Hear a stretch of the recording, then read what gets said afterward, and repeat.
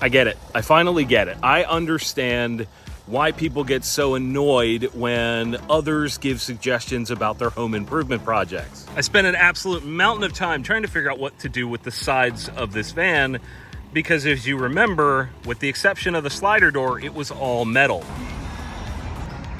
And most of the suggestions that I got were based on what people know from social media, like, why don't you get those flare things or the bump outs or whatever they call them? You know, that's what people would say to me. And to be honest with you, I don't really like rubber stamp solutions. I also don't think a lot of the solutions that make sense for a 144 make sense for my larger 170 wheelbase van. So what is the solution? What is the answer to the question of what to do with the sides of my van? And when I finally told people what I actually wanted to do for the sides of the van, I had a lot of people tell me not to do it. They were like, no, you should do it the way everybody else does it. No, that's not how we do things around here. So let's head over to Mainline Overland right now and answer the question of what the heck did we do now? And here's a reminder of what the van looked like before. Basically, a big wall of yellow. And as per usual, we are back with Pat inside the van, as we are with most of these projects. What he's doing right now is marking out the spots that are going to get cut out. Yes, removing a whole bunch of yellow from the side of the van. He's doing his diligence there, making sure everything's square, flat, etc., doing the marking before we start cutting.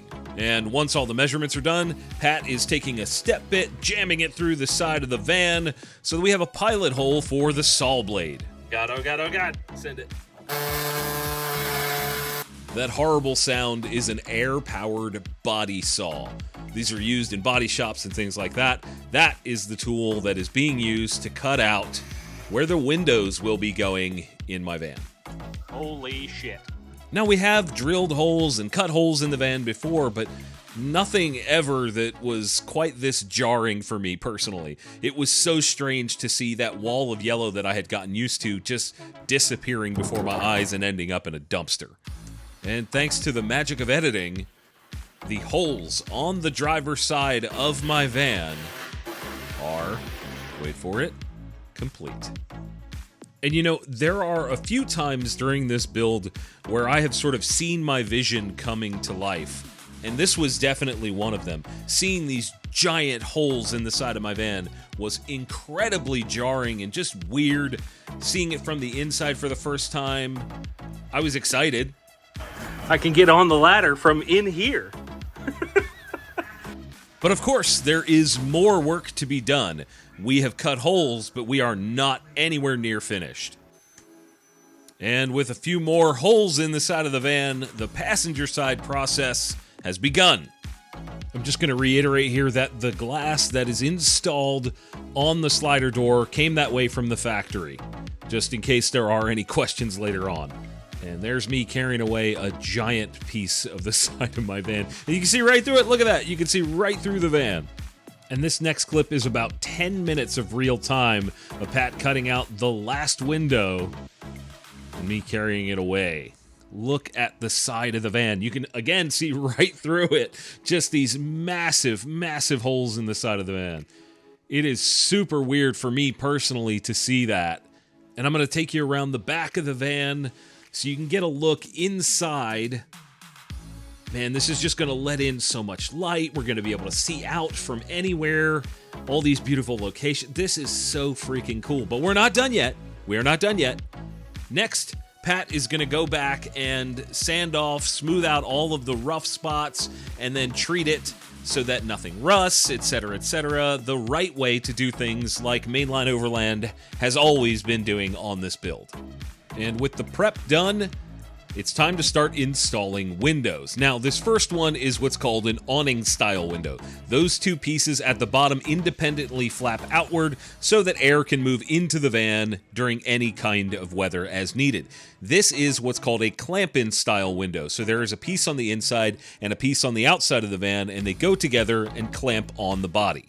The next window to get installed is one of the middle position windows. This one is behind the ladder. It's just a solid piece of glass. We brought in some outside help to get this done. These guys were great, did the work very cleanly, very quickly, and now there's another window on the van. I actually almost did not catch it, but if you look closely, you can see the other windows on the opposite side of the van are already installed. There you go. I almost missed it. These guys move so fast. But to finish it off, the last window, we're going to put down a bead of adhesive all the way around. And, of course, we need to prep the surface on the window itself.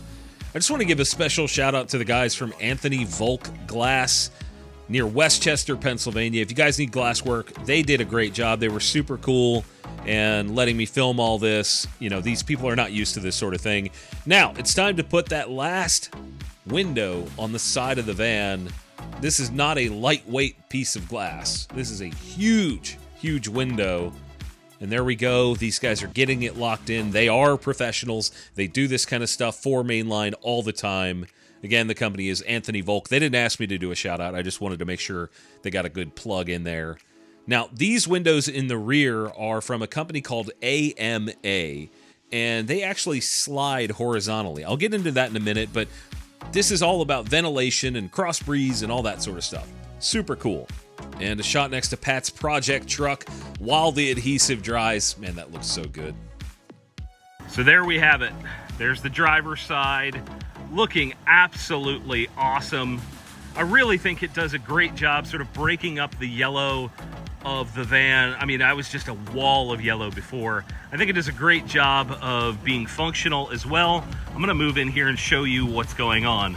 This is a C.R. Lawrence window, and obviously there's reflections of the trees behind me, but the bottom halves down here, these both act as awning style windows. So they flop in and out, and they provide ventilation. My galley will be right inside there, so the ventilation will go up in there and then out through the roof vent.